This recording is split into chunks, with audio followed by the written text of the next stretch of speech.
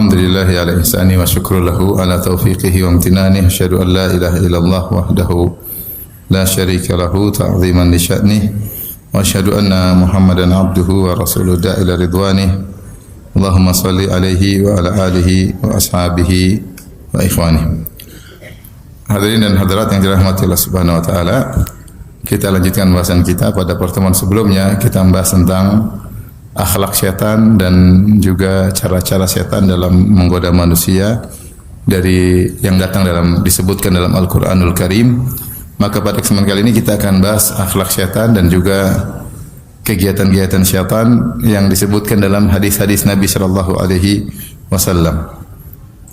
Di antara kebiasaan setan, ya, dalam hadis disebutkan bahwasanya setan suka makan dengan tangan kiri dan suka minum dengan tangan kiri. Oleh karenanya Rasulullah SAW merintahkan seorang untuk menyelisihi syaitan. Kata Nabi SAW, "Idza akala ahadukum falyakul biyaminihi wa idza syariba falyashrab biyaminihi." Jika salah seorang dari kalian makan, makanlah dengan tangan kanannya, dan jika minum, maka minumlah dengan tangan kirinya. Fa inna syaitana ya'kulu bisyimalihi wa yashrabu bisyimalihi. Karena syaitan minum dengan tangan kiri dan makan dengan tangan kiri. Dan kita disuruh menyelisih syaitan, ya. Allah berfirman, "Ya ayyuhalladzina amanu la tattabi'u khutuwati syaitan." Wahai orang-orang yang beriman, janganlah kalian mengikuti langkah-langkah syaitan. Kebiasaan-kebiasaan syaitan harus ditinggalkan. Dan demikianlah Allah menciptakan syaitan dengan memiliki kebiasaan yang buruk. Dia hobinya makan tangan kiri, hobinya minum tangan kiri. Kok begitu, Ustaz? Ya, memang hobinya begitu, ya. Seperti lalat suka hobinya mencari yang bau-bau, ya udah begitu. Memang begitu hobinya. Maka kita jangan ikut kebiasaan apa? Syaitan, ya. Seseorang berusaha makan dengan tangan kanan, berusaha minum dengan tangan kiri. Dan diingatkan sebagian ulama, kalau tangan kita kotor misalnya tangan kanan, maka jangan menghalangi kita untuk minum dengan tangan kanan. Sebagian orang ketika tangan kanannya kotor kemudian dia minum dengan tangan kiri. Jangan, ya. Kita berusaha tetap minum tangan kanan. Kalau kotor, ya pegang gelasnya juga dicuci, tidak ada masalah, ya. Tidak ada masalah. Demikian juga hati-hati ketika makan steak misalnya, ya. Ini potong dengan tangan kanan, naikkannya dengan apa? Tangan kiri, ya. Dengan tangan kanan terus tusuk sebagai tangan kiri, nggak boleh, ya. Demikian juga kalau makan yang menggunakan 2 sendok misalnya, hati-hati jangan sampai tangan kiri juga ikut, ya. Karena setan itu cara setan untuk makan. Yang kedua, yang berikutnya, di antara kebiasaan setan juga adalah memberi dengan tangan kanan dan memberi dengan tangan kiri dan menerima dengan tangan kiri. Maka seorang muslim berusaha memberi dengan tangan kanan dan menerima dengan tangan kanan. Kata Nabi SAW, "Liyakulu ahadukum biyaminihi waliyashrab biyaminihi waliyakhudh biyaminihi waliyu'ti biyaminihi fa inna syaitana ya'kulu bishimalihi wa yashrabu bishimalihi wa yu'ti bishimalihi wa ya'khudhu bishimalihi." Hendaknya salah seorang dari kalian, liyakul ahadukum biyaminihi, hendak dia makan dengan tangan kanannya, dia minum dengan tangan kanannya, dia mengambil dengan tangan kanannya, dia memberi dengan tangan kanan. Kenapa? Fa inna syaitan, karena syaitan itu makan dengan tangan kiri, minum dengan tangan kiri, memberi dengan tangan kiri, menerima dengan tangan kiri. Ini adab kita latih diri kita dan juga kita latih anak-anak kita, jangan kita sepelekan. Sehingga ketika kita bilang, jangan ikut syaitan, dia terbiasa untuk menyelisih syaitan. Bahwasanya kebiasaan makan tangan kiri itu kebiasaan syaitan, minum tangan kiri kebiasaan syaitan, memberi tangan kiri kebiasaan syaitan, menerima tangan kiri dengan kebiasaan syaitan. Sehingga permusuhan terhadap syaitan selalu hadir dalam hatinya. Ya, kita ingin anak makan tangan kiri itu syaitan, seperti itu. Ya, jangan tangan kiri. Kalau ngambil tangan kanan, kalau menerima juga tangan kanan. Kadang-kadang kita gampangin, ya. Mungkin lagi sibuk apa, kita kasih tangan kiri, ya. Janganlah. Kita berusaha, kalau memang terpaksa, ya ada uzur syar'i atau darurat, itu lain cerita, bilang maaf. Tapi kalau kita bisa, kita dapat pahala. Kita apa susahnya kita taruh sebentar baru kita kasih. Insya Allah dapat pahala. Karena kita menyelisih apa? Syaitan, ya. Kemudian di antara kebiasaan syaitan yang aneh, syaitan suka pakai sendal satu saja, ya. Kok begitu Ustaz? Ya udah, itu hobi setan. Melihat lalat sukanya ke sampah, ya itu hobinya lalat sudah. Jangan tanya kenapa. Ya, tanya langsung kalau mau tanya. Kata Nabi sallallahu alaihi wasallam, la yamshiyanna ahadukum fi na'lin wahidah. Lian alhuma jami'an aw liyuhfihuma jami'an. Riwayat Muslim, kata Nabi sallallahu alaihi wasallam, janganlah salah seorang dari kalian berjalan dengan satu sendal. Hendaknya dia pakai dua-duanya atau dia lepaskan dua-duanya. Dan di antara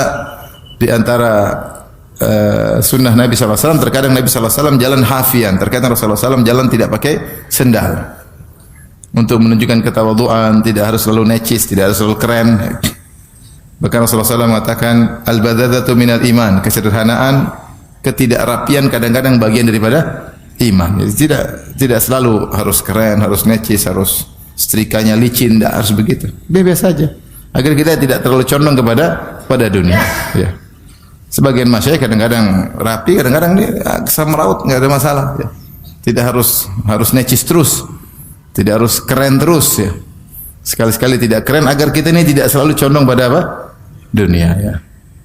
Kalau terlalu keren, penampilan selalu perhatikan ya. Biasa-biasa aja. Biasa-biasa aja ya. Ya. Kalau enggak keren, enggak pede, akhirnya terbiasa dengan dunia dan terbiasa dengan penilaian apa? Penilaian netizen. Kata Rasulullah SAW, jangan pakai sendal satu, pakai dua-dua atau lepas dua-duanya. Dalam riwayat dari Tahawi dalam Mushkil Athar, kata Nabi sallallahu alaihi wasallam, "Inna syaitana yamshi fi na'lil wahidah." Karena setan itu jalan pakai satu sendal. Ya udah begitu, percaya aja. Setan sukanya pakai satu sendal. Kenapa? Ya begitu hobinya, gitu hobinya. Adapun para ulama ketika membahas larangan memakai satu sendal aja, mereka menyebutkan beberapa ilah, beberapa sebab larangan. Pertama, karena ini hobi setan, jadi jangan diikuti. Setan sukanya pakai sendal satu. Mungkin kalau setan punya toko sepatu, jualnya satu-satu.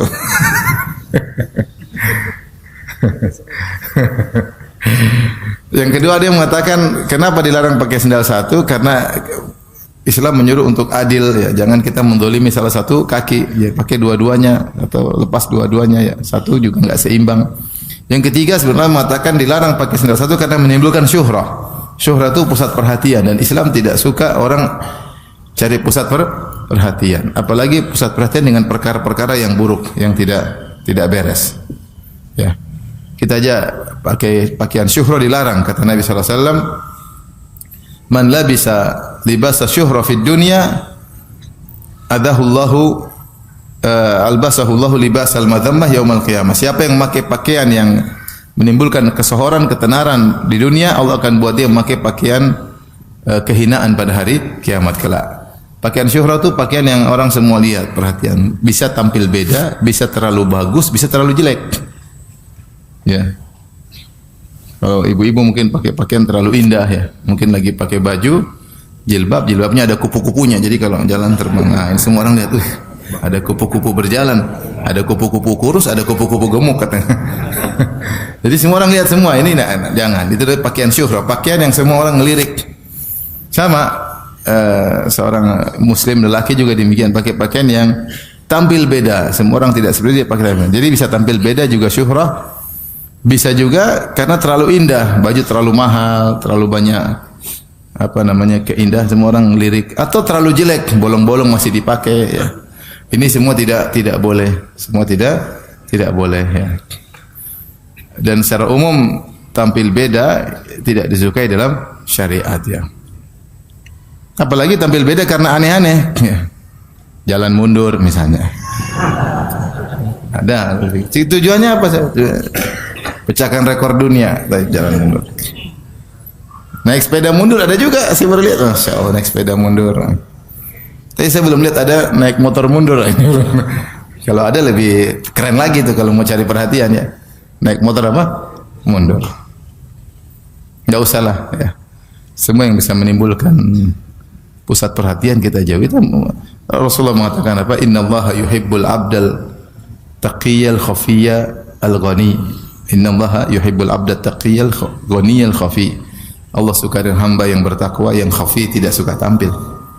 Tidak suka tampil al-ghani yang apa cukup, ya, tidak minta-minta sama orang, ya. Jadi seorang biasa-biasa saja. Makanya Rasulullah SAW dahulu ketika bikin kajian di tengah-tengah para sahabat, maka kalau ada orang dari luar kota Madinah datang, dia bingung Nabi yang mana? Nabi yang mana, ya? Tidak ada yang tahu Nabi yang mana. Karena Nabi penampilan sama dengan yang lain. Sampai akhirnya dibuatlah tempat duduk atau gundukan buat Nabi SAW, sehingga orang luar kalau datang langsung tahu Nabi yang mana, karena dia mengajar, Rasulullah SAW mengajar. Bahkan dalam riwayat ketika Nabi SAW berhijrah bersama Abu Bakar As-Siddiq, ketika sampai di Madinah, orang-orang menyangka Abu Bakar lah Nabi, sehingga mereka menyambut marhaban kepada Abu Bakar. Sampai akhirnya ketika Rasulullah duduk, kemudian ada panas yang mengenai Nabi, kemudian Abu Bakar menaungi, baru mereka tahu ternyata Nabi yang itu, bukan yang tadi, ya. Kenapa? Karena penampilannya biasa saja, tidak tampil beda. Semua kegiatan yang buat kita tampil beda, keren-keren, kita hindari sudah. Umur udah 40, 50, bentar lagi tewas, masih sibuk pingin tampil beda, pingin pamer, pingin pusat perhatian, pingin udahlah, bentar lagi tewas. Jangan maunya keren-kerenan di jalan, semua orang lihat, motor kasih suaranya gede. Makanya saya dengar, benar atau tidak, katanya kalau ketangkep polisi itu yang motor suara gede ditaruh di telinganya, benar nggak? Hah? Benar. Yang ganggu orang, buat apa semua orang lihat? Mending lihat senang, lihat juga apa? Terganggu. Hidup biasa-biasa saja. Hati-hati juga kalau ternyata ada dakwah kemudian ngajarin seperti itu, jangan. Kita ini bukan orang mau artis, mau jadi pusat perhatian orang. Bukan, ya. Saya pernah jalan di Masjid Nabawi, sekelompok orang berbaju hitam semua, berbaju hitam, sorban hitam, baju hitam, mereka berapa lengkap. Saya pikir ini kelompok sesat kali yang apa namanya, Lebaran lebih dulu lewat lihat ombak di laut, ya. Dan puasa juga lebih dahulu lihat apa, pasang surut apa air laut. Saya lihat, oh ternyata Ustadz Sunnah. Oh, kok begini, saya kaget juga. Maksud saya sudah sempat negative thinking. Jangan begitu. Jangan kita tampil beda, nggak perlu, ya sudah. Ngapain? Itu kebiasaan, bukan kebiasaan para salaf. Dan bahaya pakai pakaian tampil beda, ada larangannya. Ada larangannya. Ini saya harus sampaikan karena terkadang teman-teman tidak ngerti. Terkadang sebagian ustadz kebablasan pengin tampil beda. Jangan ikut-ikutan. Yang memalingkan kita daripada akhirat hanya ingin tampil beda, hanya sekedar menampilkan penampilan keren-keren, enggak usah lah, biasa-biasa aja. Biasa-biasa aja. Kalau mau keren-keren depan istri, keren-keren sana. Oh, depan istri orang ngapain keren? Benar enggak? Ini depan istri orang keren, depan istri sendiri amburadul. Kicau beliau. Kacau balau, ya. Baik, jadi setan suka pakai sendal satu. Jangan ikut-ikutan, ya. Jangan ikut-ikutan, ya. Baik. Berikutnya di antara hobi setan tidak suka tidur siang. Setan tidak suka tidur siang. Dalam hadis Rasulullah suruh kita tidur siang, ya. Kata Rasulullah SAW, qilu fa inna syayatina la taqil. Tidurlah sianglah kalian. Sungguhnya setan tidak tidur siang, ya. Hadis riwayat Tabrani dan Abu Nuaim dan Al-Khatib dan dihasankan oleh Syekh Albani bi majmu'i turuqihi. Banyak riwayat sehingga dinilai hasan oleh hadis yang hasan oleh Syekh Albani rahimahullahu taala. Para ulama bahas di antara sunnah Nabi adalah tidur siang. Dalam sebuah riwayat Rasulullah SAW istirahat di rumah sebagian orang, di saudarinya Ummu Sulaim, ya. Kalau nggak salah Ummul Haram, ya, bintu Milhan kalau nggak salah, ya. Rasulullah tidur siang situ, ya. Kemudian para sahabat juga tidur siang. Di antara hadis tentang kisah ketika terjadi cekcok antara Ali bin Abi Thalib radhiyallahu anhu dan Fatimah bintu Rasulullah sallallahu alaihi wasallam. Satu hari Rasulullah SAW datang ke rumah Fatimah dan Ali di siang hari, karena ini madhan atau waktu yang diduga Ali tidak keluar lagi di rumah, waktu istirahat. Waktu istirahat. Maka Rasulullah SAW pun datang. Rasulullah SAW bertanya, kok Ali tidak ada? Kata Rasulullah SAW, Aina ibnu ammik, di mana Ali bin Abi Thalib? Kata Fatimah radhiyallahu ta'ala anha, kana baini wa bainahu syai' faghadabani fakharaja wa lam yaqil indi. Tadi ada masalah antara saya dengan dia bikin saya marah atau dia marah, kemudian dia keluar dari rumah dan dia tidak tidur siang di sini. Menunjukkan kebiasaan Ali tidur siang di mana, di rumah. Akhirnya Rasulullah SAW menyuruh seorang cari di mana Ali bin Abi Thalib. Dicari-cari, ternyata tidur di masjid. Maka dikatakan Rasulullah, huwa fil masjidi raqid, dia sedang tidur di masjid, tidur siang. Ini kalau kita diomelin istri, nggak bisa tidur siang di rumah, di mana? Di masjid. Yang repot kalau diomelin di malam hari. Jadi rajin sholat tahajud di masjid. Hikmah. Jadi kemudian Rasulullah SAW datang ke Ali bin Abi Thalib, kemudian ada pasir di tubuhnya. Rasulullah SAW usap dengan jarinya, dengan tangan yang mulia. Kata Rasulullah SAW, kum abat turab, bangunlah wahai lelaki yang sedang ada tanahnya. Maka Ali pun bangun, kemudian balik ke rumah. Dan sejak itu Ali paling suka kalau dipanggil Abu Turab. Abu Turab itu ada orang yang ada tanah di badannya, Abu Turab. Karena disitulah Rasulullah Ali merasakan bagaimana indahnya luar biasa akhlak Nabi. Nabi SAW mencari dia di masjid. Rasulullah SAW bersihkan tubuhnya dari tanah. Rasulullah SAW bangkitkan dengan kelembutan. Rasulullah SAW tidak marah Ali bela putrinya, enggak. Rasulullah tidak kepo, tidak tanya-tanya. Pulang selesai. Ya, mertua yang luar biasa ya. Oleh karenanya Ali bin Abi Thalib bangga atau gembira kalau dipanggil dengan apa? Abu Turab. Karena kalimat Abu Turab ini mengingatkan kenangan yang indah luar biasa. Bagaimana akhlak Rasulullah sallallahu alaihi wasallam. Demikian dalam satu hadis juga sahabat berkata, "Kunna la nataqadda wa la naqil illa ba'dal jum'ah," atau kama qala. Kami dahulu tidaklah makan siang dan tidak tidur siang kecuali setelah Jumat. Sehingga khilaf di kalangan para ulama, tidur siang kapan? Apakah setelah zuhur atau sebelum zuhur? Yang benar Allah alam bisawab, yang penting siang hari. Di siang hari, sebelum, setelah, orang punya kesibukan berbeda-beda.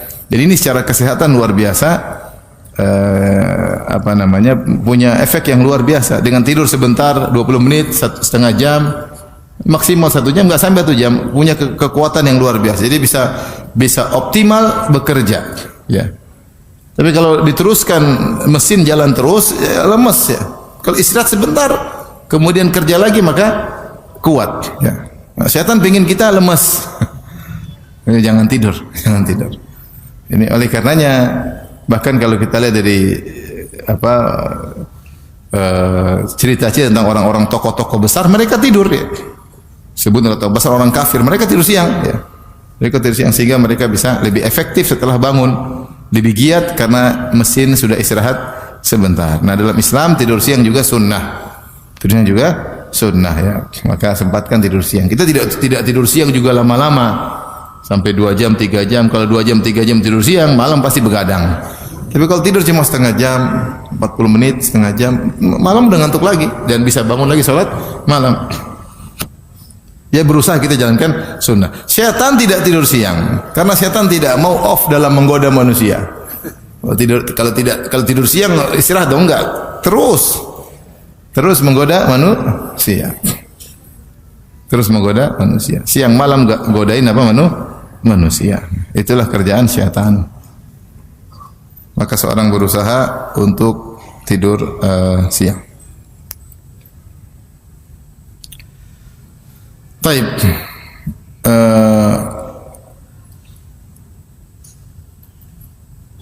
Sebagaimana pernah kita sebutkan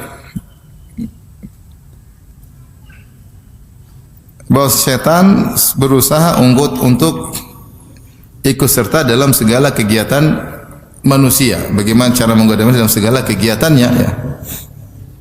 Dalam segala kegiatannya. Dalam hadis Rasulullah SAW bersabda, "Inna syaitana yahduru ahadakum inda kulli syai'in min sya'nihi." Sungguhnya syaitan menghadiri salah seorang kalian dalam segala kegiatannya. Jadi syaitan selalu hadir. Bahkan kalau orang ini mau keluar rumah, syaitan sudah siap menanti untuk menggodanya. Inna syaitana qa'ada li bini Adam bituruqihi biatruqihi. Syaitan itu nongkrong di semua jalan yang ditempuh oleh anak Adam. Ya, dalam Al-Qur'an Allah mengatakan, "Tsumma la'atiyannahum min baini aydihim wa min khalfihim wa an aymanihim wa an syama'ilihim wa la tajidu aktsarahum syakirin." Ya Allah, benar-benar aku akan datangi anak-anak Adam, dari depan aku goda, dari belakang aku goda, dari kanan aku goda, dari kiri aku goda. Jadi syaitan selalu menggoda. Saya sering sampaikan, kalau kita ini kan ada kegiatan, ada kerjaan, ya. Kerjaan di rumah, kerjaan di luar. Kalau syaitan enggak punya kerjaan kecuali menggoda. Tidak ada disebut dalam riwayat setan berdagang, setan apa, enggak ada. Ya, jadi setan ini benar-benar fokus nggodain kita. Dia cuma liburan kalau bulan Ramadan. Dibelenggu. Habis itu Ramadan aktif kembali. Jadi jangan sampai kita merasa ada saat-saat kita setan off. Dia aja enggak mau tidur siang nggodain kita. Enggak mau tidur siang. Kalau kita sudah mulai digoda-goda, ini setan menggoda ini. Bisik-bisikin, dibuat hasrat bergerak, ini setan udah. Bergejolak setan. Makanya Allah berfirman dalam surat Al-A'raf, "Innal ladzina taqaw idza massahum ta'ifum minasyaitani tadhakkaru fa idza hum mubsirun." Sungguhnya orang bertakwa jika dia merasa ada godaan setan, dia ingat, oh ini saya lagi tergoda ini. Buktinya saya dibuat mikir macam-macam. Buktinya syahwat saya mulai bergejolak. Ini ada peran setan di sini. Karena setan selalu hadir. Setan selalu hadir. Ya, setiap manusia mungkin punya potensi maksiat.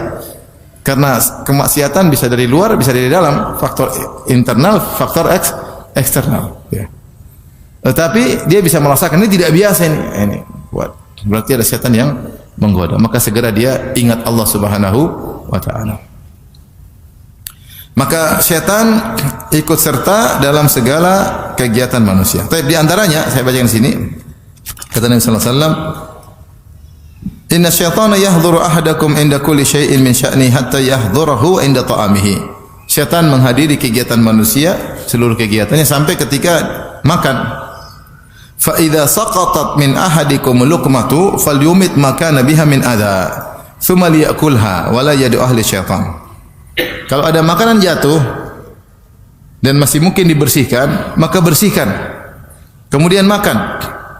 Ya, dan jangan biarkan untuk syaitan. Ini isyarat bahwasanya syaitan makan makanan sisa. Terus yang buang-buang makanan, syaitan datang makan. Maka jangan dibuang, dibersihkan. Dan di antara tawadhu Nabi sallallahu alaihi wasallam disebut dalam hadis Rasulullah sallallahu jalan, tiba-tiba di tengah jalan Rasulullah sallallahu melihat ada korma. Rasulullah ambil, Rasulullah mau makan, tidak jadi. Rasulullah bersihkan, Rasulullah mau makan, Rasulullah SAW tidak jadi. Khawatir ini korma sedekah. Dan Rasulullah SAW dilarang makan apa? Harta sedekah. Rasulullah tidak menerima sedekah, Rasulullah SAW hanya menerima hadiah. Tapi Rasulullah SAW sudah bersihkan, mau makan. Ustaz, kalau zaman sekarang gimana? Ya, pokoknya kalau mungkin untuk dimakan, makan. Mungkin untuk dimakan, makan. Allah mengatakan kalau makanan sudah dibuang, ya, orangnya sudah ditinggalkan oleh pemiliknya, maka itu boleh diambil, ya. Tentunya kita berbicara tentang hukum asal, ya. Hukum asal. Makanya Syekh bin Baz pernah ditanya, bagaimana tentang orang-orang melakukan kesyirikan kemudian mereka taruh-taruh makanan di kuburan? Boleh enggak dimakan? Maka jawabannya secara hukum fikih, kalau ternyata makanan tersebut berupa sembelihan maka tidak boleh, khawatir sembelihan kepada selain Allah Subhanahu wa taala. Tapi kalau buah, kue, maka boleh. Maka boleh. Tapi kita kata kalau kita makan, orangnya tambah syirik. Habis. Habis. Dipikir wah dimakan sama wali, ya. Ternyata ya ternyata ya wali-wali daya. Ternyata bukan wali. Ternyata kita yang makan, ya. Ada kawan dulu tinggal di satu kota, situ banyak orang penyembah berhala dan mereka sering kasih makanan. Kadang-kadang mereka taruh uang. Teman saya bilang, saya dulu suka ngambil Ustaz, ngambil buah-buah, ngambil duit-duit. Cuma sekarang udah berubah, mereka enggak taruh uang asli, sekarang uang mainan. Kalau dulu mereka taruh uang asli zaman-zaman dulu. Ya, sekarang dewanya bisa dikibulin juga, yang penting perwakilan. Taib, jadi seorang berusaha tidak buang-buang makanan. Dan di antara bentuk mensyukuri nikmat Allah adalah dimanfaatkan seoptimal mungkin. Ini bentuk bersyukur. Kita ngajarin istri kita, anak kita, ya, agar tidak mubazir. Beli secukupnya. Kalau enggak cukup, enggak habis ya disimpan kalau memang mungkin. Kalau memang sudah qadarullah enggak bisa lagi ya sudah mau diapain. Tapi selama tidak dibuang-buang, selama masih bermanfaat jangan dibuang-buang. Karena kalau dibuang maka syaitan yang makan. Salah satu hobi syaitan adalah makan makanan sisa yang kotor yang dia suka. Kok begitu Ustaz? Sudah jangan tanya. Sama dengan lalat, kenapa suka sampah-sampah? Maka Rasulullah SAW jika datang jatuh satu makanan, maka kau bersihkan. Kemudian ini sunnah Nabi SAW. Ya beda kalau jatuh di sampah enggak, tapi kalau selama jatuh di lantai rumah kita, jangan terlalu, maksud saya jangan terlalu pikiran macam-macam, udah bersihin aja enggak ada masalah. Beda kalau jatuh mungkin di luar kena kotoran atau apa yang lain. Tapi kalau di rumah, di lantai rumah kita, kita lagi di kamar jatuh, ambil aja. Jangan terlalu higienis, kata dokter. Kalau terlalu higienis dia enggak punya imun untuk apa? Terlalu higienis susah sendiri ya. Susah sendiri. Nah, saya dulu punya kawan ada higienis banget, dikit-dikit cuci tangan, mau makan cuci tangan, mau satu lagi cuci tangan, sakit ya. Terlalu apa? Higienis ya. Terlalu steril ya. Salah ya. Terlalu steril atau terlalu higienis? Sama ya. Mirip ya. Ada dokter sini enggak enak. Taib. Bahkan Rasulullah SAW mengatakan, fa idza faragha fal ya'laq asabi'ahu. Kalau sudah selesai makan hanya dia jilat jari-jarinya. Kenapa? Fa innahu la yadri fi ayyi ta'amihi takunul barakah. Dia tidak tahu keberkahan di mana. Jadi kalau kita makan nasi satu piring, ada berkah di antara makanan tersebut. Entah di awal kita makan, entah di pinggir, entah di tengah, entah di akhir. Maka untuk memastikan kita makan tersebut berkah kita pasti masuk dalam tubuh, maka makan semuanya. Oleh karena kita harus mengambil secukupnya dan kita makan semua. Bahkan kata Nabi kalau ada tersisa sini dijilat. Ya. Pertama di antara hikmahnya, siapa tahu yang tersisa di jari itulah yang berkah. Apa fungsinya? Kalau kita makan berkah berarti tambah iman. Kita semangat beribadah, tidak malas, jauh dari maksiat karena kita makan makanan yang berkah. Semua aktivitas kita kan dari sumber energi. Kalau energinya berkah, insyaallah lebih berkah kehidupan kita. Maka jangan buang. Maka Rasulullah suruh makan dari sisa, bahkan di jari dijilat ya. Yang kedua sebagai bentuk penghormatan terhadap nikmat Allah, kita tidak buang-buang ya. Kalau berlebihan kasih tetangga, kasih orang, banyak orang sekarang susah. Saya tahu di satu kampung sampai orang ngutang, bukan di sini, tapi di kampung lain tahu orang ngutang sampai untuk beli beras. Di luar sana masih banyak orang susah. Ada yang sehari makan cuma sekali. Ini ada di tanah air kita. Kasihan. Kita makan dibuang-buang berasnya, enggak, jangan. Kita makan secukupnya, kalau enggak kasih orang. Ya, kasih orang, masih banyak yang yang bisa memanfaatkan.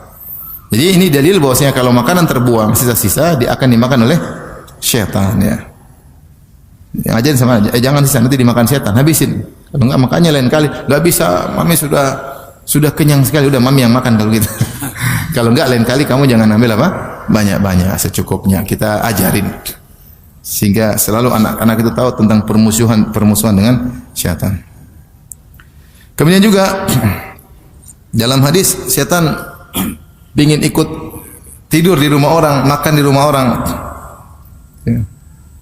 Kata Nabi SAW, "Idza dakhala ar-rajulu baitahu fadzakarallaha 'inda dukhulihi wa 'inda ta'amihi." Qala syaitan, jika seorang masuk rumahnya, kemudian dia menyebut Allah, berzikir kepada Allah ketika masuk rumah. Mengucapkan salam, berzikir kepada Allah. Bismillah kharajna, bismillah walajna, ya. Dia baca Quran, dia berzikir kepada Allah. Wa inda ta'amihi, dan juga dia berzikir kepada Allah ketika makan. Syaitan berkata, la mabita lakum wal asya. Wahai anak buah sekalian, tidak bisa kita nginap di rumah ini dan tidak ada jatah makan malam. Wa idza dakhala falam yadhkurillaha 'inda dukhulihi. Kalau dia masuk rumah tidak sebut nama Allah, qala syaitan adraktumul mabit.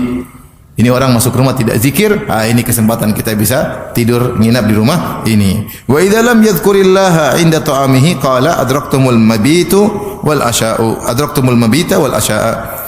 Kalau dia tidak baca zikir ketika makan, tidak bilang bismillah misalnya, kata syaitan, kalian bisa nginap di sini dan kalian bisa ikut makan malam. Ya. Rawahu Muslim. Hadis riwayat Muslim. Jadi syaitan berusaha untuk makan dan minum bersama manusia, berusaha juga nginap di rumah seorang. Ya. Oleh karenanya Rasulullah berkata, al-baitul ladzi yuzkarullahu fihi wal baitul ladzi lam yuzkarillahu fihi kal hayy wal mayyit. Atau kama qala Nabi sallallahu alaihi wasallam, rumah yang ada zikir kepada Allah dan rumah yang tidak ada zikirnya seperti orang hidup dan orang mati. Maka seorang berusaha isi rumahnya dengan zikir agar menolak syaitan. Di antaranya masuk rumah baca zikir, kemudian di rumah salat sunnah, baca Quran di rumah, mau makan zikir kepada Allah Subhanahu wa taala, doa-doa jangan ditinggalkan agar dijaga dari godaan syaitan. Syaitan senantiasa menggoda ya. Menggoda. Bahkan demikian juga bahwasanya syaitan ikut serta dalam berhubungan intim dengan manusia ya. Nabi SAW bersabda, "Lau anna ahadakum idza ata ahlahu qala bismillah, Allahumma jannibna syaitan wa jannibi syaitana ma razaqtana." Seandainya salah seorang dari kalian ketika mendatangi istrinya, kemudian dia berkata bismillah, Allahumma jannibna syaitan, ya Allah jauhkanlah kami, itu aku dan istriku dari syaitan. Wa jannibi syaitana ma razaqtana, dan jauhkanlah syaitan dari anak yang akan kau beri rezeki kepada kami. Kata Nabi sallallahu alaihi wasallam, faqada bainahuma walad. Kalau seandainya dia mengucapkan doa tersebut, lantas Allah takdirkan ada anak dari hubungan intim tersebut, lam yadhurruhu syaitan, maka syaitan tidak akan bisa beri mudarat kepada anak tersebut. Hadis riwayat Bukhari dan Muslim. Apa maksudnya syaitan tidak bisa beri mudarat? Anak ini pasti jadi orang soleh di kemudian hari. Bukan berarti dia tidak punya dosa, dia mungkin salah, dia mungkin berdosa, tapi ujungnya dia akan menjadi anak apa? Soleh. Kenapa? Waktu proses pembuatannya, ya, kedua orang tuanya baca doa kepada siapa? Allah, agar dilindungi dari syaitan. Maka ini perlu diperhatikan. Menunjukkan syaitan ikut serta. Dan dalam Al-Quran Allah mengatakan, wasyarikhum fil amwali wal auladi wa'iduhum. Ya. Kata Allah, silakan engkau iblis menyertai mereka, itu anak-anak Adam, fil amwali wal aulad, dalam harta dan dalam anak-anak. Sebagian ulama menafsirkan musyarakat atau partisipasi iblis atau syaitan terkait dengan anak-anak, di antaranya ketika proses hubungan intim, maka syaitan ikut serta. Makanya dalam Al-Quran ketika Allah menyebutkan tentang bidadari, Allah mengatakan fihinna qasiratut tarfi lam yatamithunna insun qablahum wala jan. Di surga ada bidadari-bidadari yang selalu menundukkan pandangan. Mereka tidak pernah disentuh oleh lelaki sebelumnya dan tidak pernah disentuh oleh jin sebelumnya. Jadi jin bisa ikut serta dalam hubungan intim dengan manusia, dan kenyataan menunjukkan beberapa kasus kita dapati sebagian jin masuk dalam hati, dalam tubuh seorang wanita. Kenapa? Karena dia jatuh cinta. Dia suka dengan wanita tersebut. Dan di antara pernah kasus yang saya hadapi, seorang wanita susah untuk kita ruqyah. Di Korea ternyata dia cinta sama jin tersebut. Jadi dia kemasukan jin, di ruqyah masuk.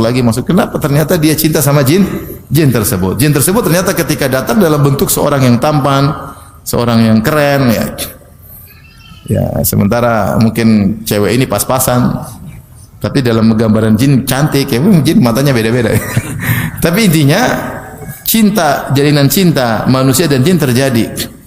Sehingga bisa, nah kalau kita cerita banyak kasus, tapi itu diantara yang pernah kita hadapi langsung, bahwasanya kalau cerita juga banyak ya. Itu diantara yang saya pernah hadapi langsung, bahwasanya cinta bisa terjadi antara jin dan apa? Manusia.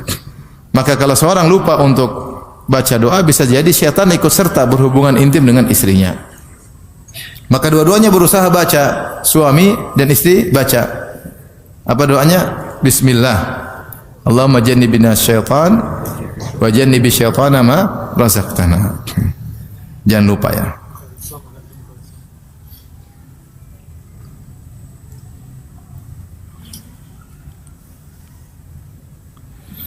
Kemudian di antara kebiasaan syaitan ya ingin manusia marah ya.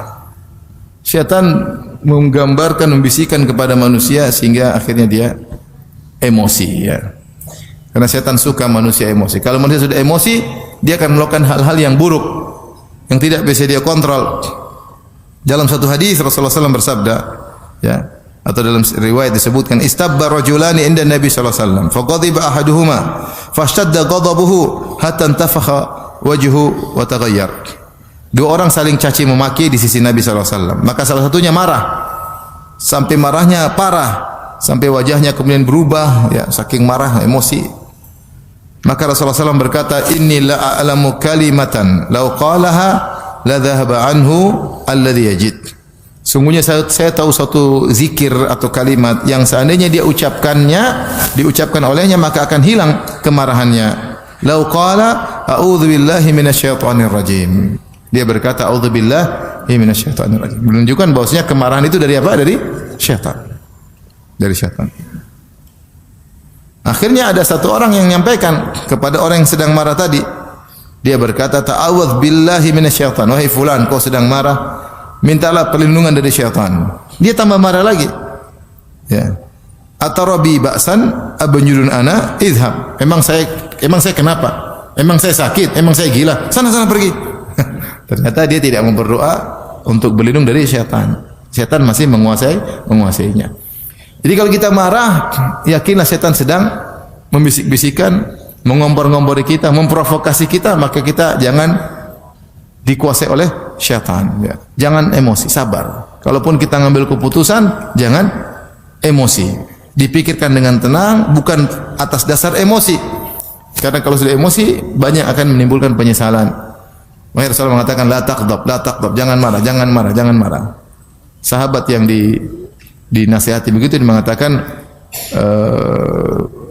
fakartu hina qala li ma qala, fawajadtu anna al-ghadab jima'us syarri kulli. Aku merenungkan nasihat Nabi yang bilang jangan marah, jangan berulang-ulang. Aku renungkan ternyata segala sebab kerusakan adalah kemarahan.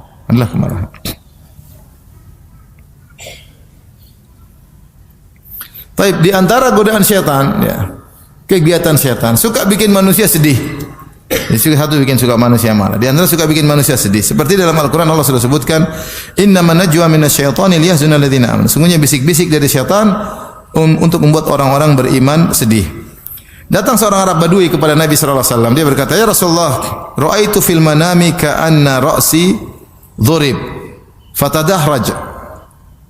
Ya, sungguhnya saya mimpi, dalam mimpiku kepalaku dipukul lepas dari kemudian jatuh apa namanya kalau menggelinding, jatuh menggelinding.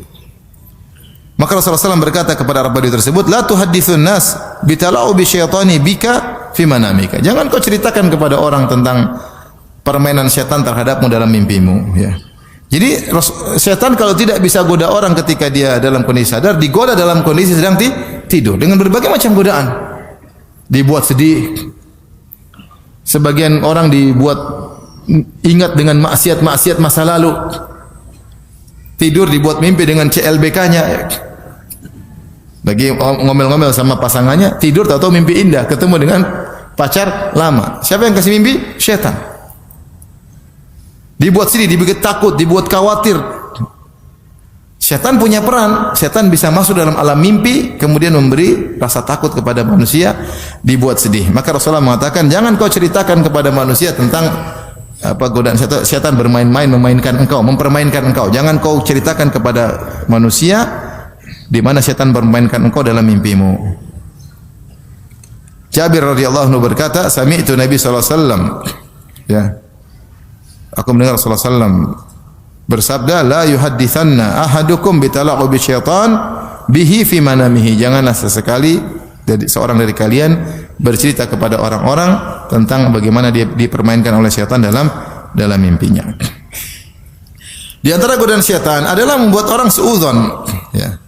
Seperti dalam hadis yang masyhur ketika Nabi SAW sedang iktikaf, kemudian datang istrinya Sofia bintu Huyai, Rasulullah ngobrol, setelah itu Rasulullah SAW antar istrinya untuk pulang ke rumah.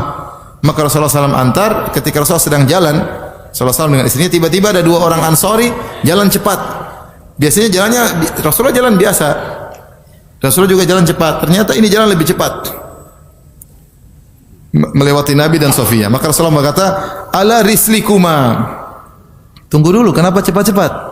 Kata mereka, subhanallah, ya. Kata Rasulullah, innaha Sofia, ini istriku. Kata mereka, iya. Jadi mereka tidak curiga sama Nabi, ya. Kami tidak curiga, tapi Nabi mengatakan, inni khasyitu an yukdhifa fi qulubikuma syai'an. Saya khawatir syaitan mendiktekan kepada hati kalian berdua sesuatu. Sebelum kalian suudzon, saya jelaskan ini adalah istriku sendiri, karena ini posisinya di malam hari, di luar masjid. Mungkin ada hal yang sepi, tiba-tiba ada Nabi jalan dengan perempuan. Tentu dua sahabat tidak mikir macam-macam. Ketika mereka tahu Nabi seorang mulia, tidak mungkin macam-macam. Tapi Nabi memutuskan jangan sampai syaitan membisikkan sesuatu setelah itu. Maka Rasulullah mengatakan, agak khawatir syaitan melemparkan pada diri kalian sesuatu. Maka saya putuskan, saya katakan inilah istriku Sofia. Ini dalil bahwasanya setan suka membuat seorang suudzon, mendiktekan pada diri kita untuk suudzon kepada orang lain. Dan itu banyak, rumah tangga hancur, pekerjaan hancur, persahabatan hancur gara-gara suudzon. Yang diktekan siapa? Setan. Itu cara setan menggoda.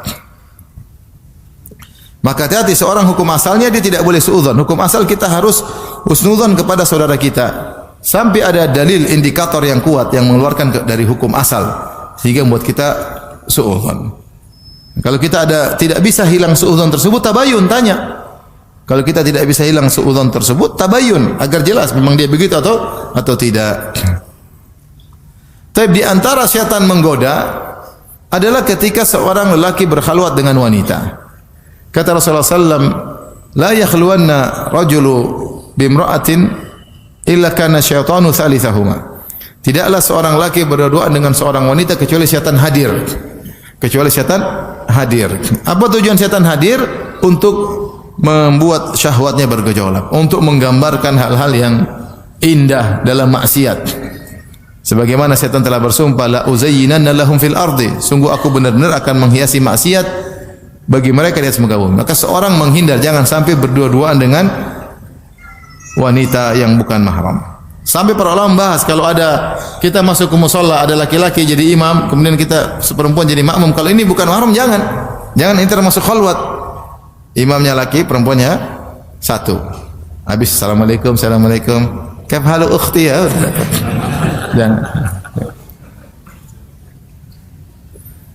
Jangan berdua-duaan. Di antara berdua-duaan yang dilarang, kalau satu laki satu perempuan dalam lift.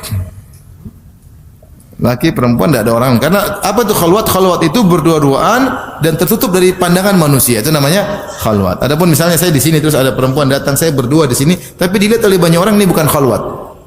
Khalwat itu tertutup dari pandangan apa? Manusia. Rasulullah pernah didatangi oleh seorang wanita, kemudian berdua dengan wanita tersebut, tapi di hadapan pandangan para sahabat. Karena kalau di hadapan orang, setan menggoda susah, tapi kalau sendirian berdua ini yang repot. Ya. Tapi kalau lift memang cuma sebentar, ya. Kecuali liftnya 100. Ini ya 100 tingkat. Itu cuma sebentar. Hukum asalnya nggak boleh, tapi kadang-kadang darurat kita ya sudahlah. Hukum asalnya tidak boleh. Apalagi wanita tersebut kita kenal, mending kita keluar. Misalnya kita masuk lift, ternyata istri teman kita, jangan masuk. Tapi kita masuk lift, ternyata orang Arab, orang luar negeri, ya insya Allah dia nggak goda kita dan kita juga tidak menggoda. Darurat ya. Tapi kalau kita kenal itu mending jangan, nggak usah. Karena setan lebih mudah untuk menggoda. Di antara bentuk ikhtilah, bentuk berkhalwat adalah seorang dokter dengan susternya, dengan pasien, dengan suster. Misalnya dia lagi berdua, susternya ada suster perempuan, dia laki-laki. Sehingga ya tujuannya susur lebih lincah, untuk pegang perempuan dan macam-macam ya. Maka dia tidak boleh tutup pintu. Kalau tutup pintu berarti dia berkhalwat. Kalau ternyata petugasnya, kecuali perempuan 2 petugasnya, enggak ada masalah, tidak khalwat. Tinggal dia jaga diri. Tapi kalau dia laki dokter sendiri, perempuan 1, suster 1, nah ini khalwat. Kalau dia tidak khalwat, buka pintu sehingga pasien bisa melihat apa yang sedang mereka kerjakan. Dia tidak tutup pintu kecuali pasien masuk. Di antara khalwat juga tadi dokter dengan pasien perempuan sendiri. Dan itu mungkin terjadi, emang dokter malaikat. Ya. Ya, enggak juga ya. Dokter juga bisa tergoda. Dokter juga ada masalah dengan istrinya, ya. Ini dapat perempuan cantik, perempuan ini juga ada masalah dengan suaminya. Repot. Jadi banyak kasus. Seperti khalwat belajar, ternyata dibuat grup kerja. Grup kerja kelompok, satu lagi satu perempuan. Ketemuan, ini aduh ngeri. Oleh karenanya, kenapa sering terjadi zina ketika berduaan? Yang itu perempuannya biasa aja kok. Coba lihat, oh biasa aja. Ya biasa aja, tapi ada setan yang menghiasi. Itu laki biasa aja, iya biasa aja, tapi ada setan yang menghiasi sehingga terlihat indah. Ya. Ini laki-laki hitam tapi gara-gara setan bisikan jadi kelihatan Korea. Ada setan yang hadir. Apa tugas setan? Memang setan hadir nonton doang? Enggak. Dia hadir untuk menggoda. Untuk menggoda, maka waspada. Aku waspada. Tapi Ustaz, kalau kita chattingan sama cewek, chatting bukan khalwat.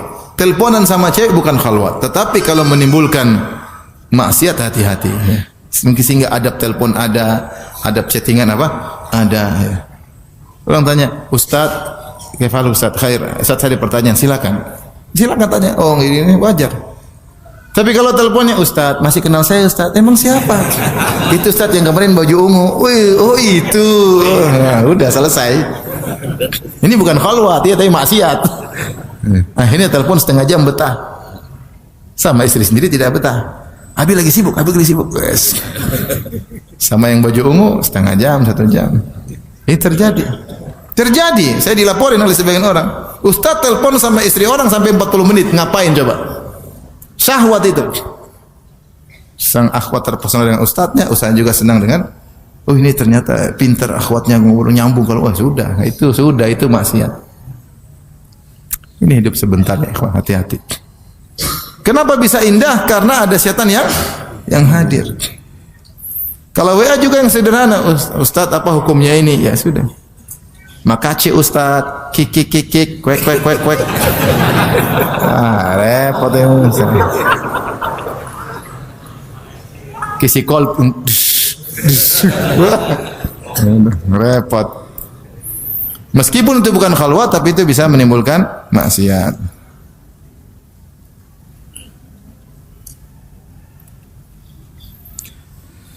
Tapi berikutnya, saya lupa tadi terkait mimpi. Mimpi benar, mimpi terkadang isyarat. Mimpi itu kan ada, Nabi sebut ada 3. Dari Allah sebagai isyarat yang bisa kita tafsirkan. Yang kedua dari gangguan syaitan, tadi Nabi juga sebut. Yang ketiga, dari sering diomongin jadi kebawa mimpi. Siang-siang ngomong, saya mau poligami. Terus tidur, poligami. Wah, kayaknya petunjuk dari Allah. Enggak. Ente itu apa namanya? Itu ngobrol siang hari, malam ke bawah ya. Itu namanya ke bawah ya. Ada cerita lucu, saya diceritain, Allah benar atau tidak ceritain ya. Katanya ada yang mimpi poligami. Sedih bangun dia senyum-senyum. Istrinya tanya, kamu kenapa senyum-senyum? Enggak. Kenapa senyum-senyum? Enggak. Kenapa? Enggak. Tadi Abi mimpi poligami. Kamu tidur lagi ceraikan tuh perempuan katanya. Baik, kita lanjutkan. Di antara godaan syaitan adalah berusaha merusak ibadah seseorang. Ini di antara tujuan utama syaitan. Merusak ibadah seseorang dengan berbagai macam cara. Di antaranya setan pernah lakukan kepada Nabi. Dalam hadis Rasulullah bersabda, "Inna syaitana arada li fashadda alayya liyaqta'a as-salata alayya." Setan lewat depanku kemudian dia menggangguku ingin memutuskan salatku. Fa amkanani Allahu minhu, Allah buat aku bisa menangkapnya. Ya. Sampai Rasulullah mengatakan, hampir-hampir aku ikat dia di tiang-tiang masjid, tetapi aku ingat doa Nabi Sulaiman, wa habli mulkan la yanbaghi li ahadin ba'di. Allah anugerahkan kepada kerajaan yang tidak boleh seorang mendapati model kerajaan seperti itu setelahku. Di antara kerajaan kekuasaan Nabi Sulaiman adalah menguasai apa? Jin-jin. Maka Nabi dilarang menguasai jin. Karena kalau Nabi tangkap jin tersebut, Nabi ikat, berarti Nabi menguasainya. Dan ini hanya berlaku untuk siapa? Nabi Sulaiman. Tapi maksud saya, setan ini berusaha mengganggu salat Nabi sallallahu alaihi wasallam. Dalam hadis juga Utsman bin Abil As radhiyallahu anhu datang digoda dalam salatnya, maka datang kepada Nabi sallallahu alaihi wasallam berkata, "Ya Rasulullah, inna syaitana qad hala baini wa baina salati wa qiraati yulabbisuha alayya." Ya Rasulullah, syaitan menggangguku dalam salatku, bacaanku jadi kacau, enggak teratur, mungkin hafalan jadi kacau, baca ini nyambung ke sana, nyambung ke situ, surat ini kecampur surat yang lain. Maka Rasulullah SAW berkata, "Dzaka syaitanun yuqalu khanzab," atau khinzib, itu syaitan namanya khanzab. Ya. Fa idza ahsastahu fata'awadz billahi minhu. Jika kau merasakan kau sedang digoda syaitan, maka berlindunglah, bilang a'udzubillahi minasyaitonir rajim. Watful ala yasarika thalathan, dan buanglah ludah begitu 3 kali sebelah kiri. Ya, ada apa sedikit ya. Itulah bahasa Indonesia apa namanya? Bukan ludah, ludah kan ludahnya keluar, cuma gitu. Kenapa bahasa Indonesianya apa itu? Hah? Kalau ludah kan ada apa? Ludahnya. Enggak, cuma gitu aja. Ya. Maka beliau berkata, "Fa fa'altu dzalika fa adzhaballahu anni." Aku melakukannya, maka Allah hilangkan. Aku salat jadi khusyuk lagi. Jadi syaitan menggoda.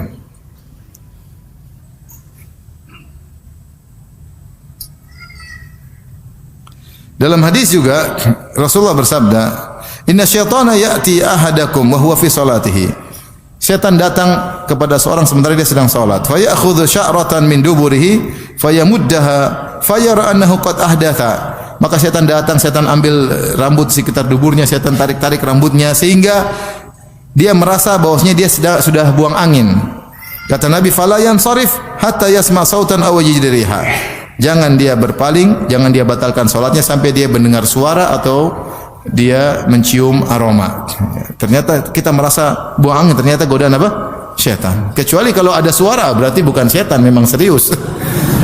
Tapi kalau enggak ada suara, ini syaitan yang bikin, seakan-akan ada angin. Dalam riwayat bahkan tiupan. Ibnu Abbas berkata, "Inna syaitana yutifu bil abdi liyaqta alaihi salatahu." Syaitan yutifu apa? Mengitari, muter-muter orang sedang salat. Jadi syaitan bukan tungguin antum, dia muter-muter cari celah gimana goda orang ini. Dia sedang salat nih. Begitu salat langsung dia goda. Fa idza ayahu, kalau dia tidak mampu menggoda orang ini, nafakha fi duburi, maka setan tiup di duburnya. Seakan-akan dia kentut. Kok ada angin? Nah, setan ini kentut apa? Tiup-tiup sembarang. Fala yansarif, maka jangan dia batalkan salatnya. Hatta isma' sautan aw jidriha, sampai dia mendengar suara atau dia mencium apa? Aroma. Ya. Kata Ibnu Abbas, "Wa ya'tihi fayasiru dzakarahu fayurihi annahu kharaja minhu syai'." Bahkan setan pun datang ke kemaluannya, kemudian setan menggerakkan seakan-akan keluar tetesan. Ya. Kata Ibnu Abbas, "Fala yansarif, jangan batalkan salatnya hatta yastakin," sampai dia yakin memang dia pipis. Kalau enggak itu godaan apa? Syaitan. Karena syaitan memang goda, buat orang waswas. Sudah waswas salat itu enggak teratur. Sekarang banyak orang tertipu waswas, sudah wudu dikira belum wudu. Sudah sekali kayaknya belum, tambah lagi sampai wudu lama sekali, kasihan. Saya ada kawan anaknya begitu, padahal sudah sekolah agama begitu. Saya bilang, "Kau ikuti waswas dosa. Jangan ikut waswas meskipun ternyata kau belum wudu, kau diampuni oleh Allah karena kau memang sedang berpenyakit." Jadi kalau setan bilang belum, cuekin aja, salat aja. Allah Maha baik. Kalau ternyata memang kau belum wudu, diampuni karena memang kau sedang berpenyakit. Tapi kalau kau ikuti, kayaknya belum wudu lagi, baru Allah, kayaknya belum, sampai ulang-ulang 5 kali, 10 kali, itu yang setan senang. Maka jangan diikuti. Justru kalau kau ikuti, kau malah ikut apa syaitan. Jangan diikuti. Sudah merasa wudu sudah, wassu enggak usah berdoa, salat aja, enggak ada masalah. Sampai penyakit tersebut hilang. Di antara godaan syaitan dalam salat, syaitan buat ingat. Ya. Kata Nabi SAW, ingat-ingat hal-hal yang sudah kita lupakan dalam salat, bukan di luar salat. Idza nudiya lis-salati adbara syaitan wa lahu dhuratun hatta yasma'a ta'dzin, hatta la yasma'a ta'dzin. Kalau syaitan dia dikumandangkan azan, maka dia kentut. Kentutnya besar yang dia dengar sendiri, kita enggak dengar. Supaya dia enggak dengar azan. Dia menghilangkan, mengacaukan suara azan dengan dia kentut-kentut supaya dia tidak dengar azan. Fa idza qudiya nida, kalau sudah selesai azan, aqbala hatta idza thawwaba bis salati atau thuwiba bis salati adbar. Ya. Maka dia pun balik ketika dia siap menggoda. Jadi habis azan dia balik lagi. Nunggu iqamat dia balik. Ketika iqamat dia kabur lagi. Hatta idza qudiyat tathwibu aqbala, kalau selesai iqamat dia balik lagi. Hatta yukhattiru bainal mar'i wa nafsihi, sampai dia menggoda, membisikkan di antara seorang dengan jiwanya. Dia berkata, uzkur kada, ingat ini, uzkur kada, ingat ini. Lima lam yakun yadhkur hatta yadhallu ar-rajulu la yadri kam shalla, sehingga dia ingat, oh ya, ingat sampai dia lupa sudah rakaat ke berapa. Hadis riwayat Bukhari dan Muslim. Itulah syaitan. Semua merasakan enggak godaan itu? Iya, Allah. Oh iya. Baru takbir, oh iya. Itu setan. Bilang a'udzubillahi minasyaitonir rajim. Jangan dibiarkan kepala melayang. Udah cuekin aja. Demikian juga di antara godaan setan ketika salat membuat kita kepo sehingga kita nengok. Nabi sallallahu alaihi wasallam ditanya tentang iltifatir rajuli fi salat. Seorang yang nengok sini. Kata Rasulullah SAW, huwa ikhtilasun yakhtalisuhu syaitanu min salati ahadikum. Hadis riwayat Bukhari. Itu adalah curian, setan mencuri pahala salat kalian. Allah. Kecuri pahalanya. Jadi kalau salat jangan tengok. Karena setan ingin mengurangi pahala salat seseorang. Kalau kita tengok-tengok tidak perlu, kepo, ada dengar suara ngelihat, udah. Pahala kena roaming. Setan hilangkan pahala tersebut.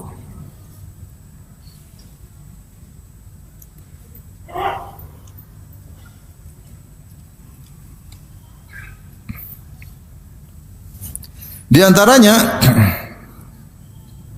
setan menimpakan sebagian dengan ain. Ain bisa jadi dari manusia, bisa juga dari apa? Syaitan, dengan bantuan syaitan.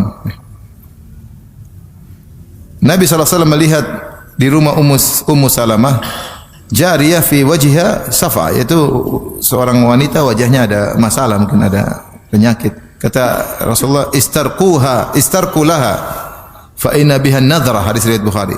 Carilah orang untuk meruqyah budak wanita ini. Sungguhnya dia kena ain.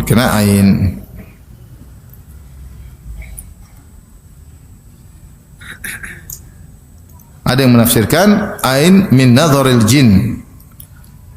Kata Abu Ubaid, anna syaitana asabaha. Ya. Yaitu ain dari jin. Jadi ain dari apa? Jin. Apakah jin yang langsung menimpakan ain ataukah dari manusia dengan pandangan jahat kemudian dibantu oleh syaitan sehingga prosesnya membuat orang menjadi kena mudarat, ya. Tapi para ulama menyebutkan itu disebabkan karena jin, ya. Demikian juga setan juga hobi melihat aurat manusia, anak Adam. Ya. Kata Nabi SAW, inna hadhil hushusha muhtadaratun. Sungguhnya hadhil hushusha, yaitu toilet dan semisalnya, dihadiri oleh syaitan. Fa idza ata ahadukumul khala'a falyaqul a'udzu billahi minal khubuthi wal khaba'ith. Kalau kalian masuk toilet jangan lupa berdoa, Allahumma inna a'udzubika minal khubuthi wal khaba'ith. Ya. Itu dari jin laki-laki maupun jin perempuan. Demikian Rasulullah SAW bersabda, satru ma bainal jin wa aurati bani Adam idza dakhala al-kanif an yaqul bismillah. Yang menghalangi mata jin dari melihat aurat anak Adam, kalau dia buka baju hendaknya dia bilang bismillah. Jadi sunahnya kalau kita buka baju bilang apa? Bismillah. Karena nanti ada jin yang ngelirik.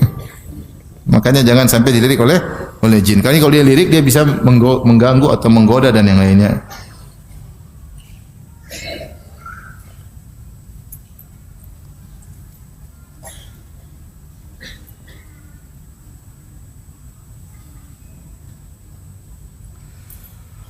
Taib.